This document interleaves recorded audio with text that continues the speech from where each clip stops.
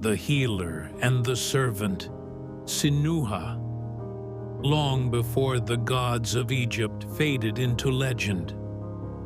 This story was not carved on temple walls, but it lived once in the heartbeat of a healer and the eyes of a servant. In the fevered days of ancient Thebes, when illness spread like cursed winds and even the gods seemed silent, Sinuha, the royal physician, disobeyed the palace's orders. He went not to the chambers of the wealthy, but to the mud-brick alleys where the forgotten lived, and died. No guards followed, no servants cleared the path, only silence and the smell of decay. There, in a crumbling hut, soaked with damp and despair, he found her. She was curled in the corner, skin pale as ash, lips cracked, trembling beneath a thin, torn cloth, her eyes opened, startled, not of death, but of kindness. The neighbors only called her the servant girl, a soul with no name, a ghost of a person.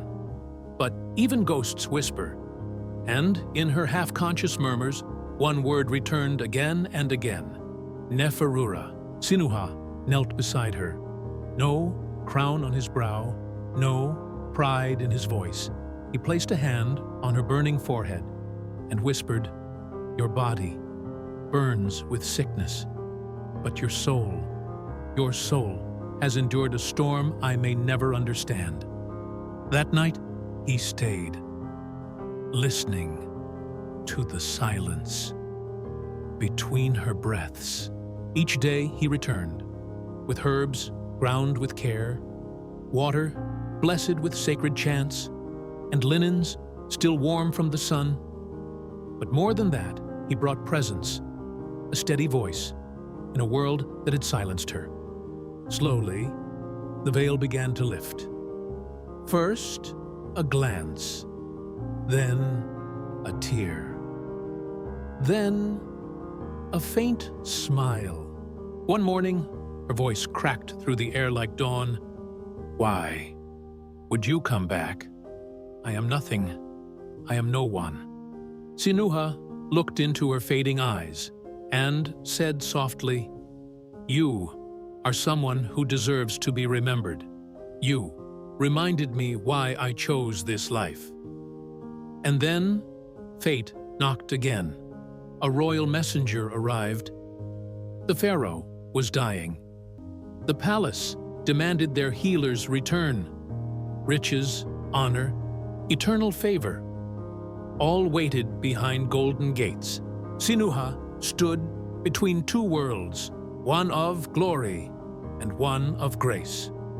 He looked once more at the woman, whose name had been buried under pain, and whispered, "The gods may test our duty, but the soul chooses truth."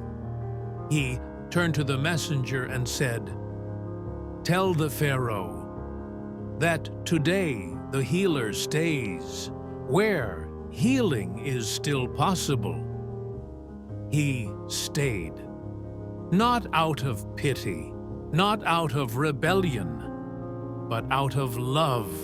Neferura still trembled, but her eyes held warmth.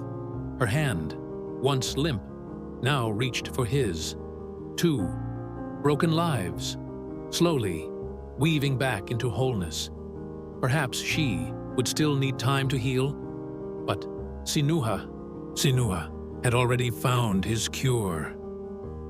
If this story touched your heart, let us know in the comments. There are many more forgotten stories waiting to be told. Subscribe and walk the path of ancient souls with us.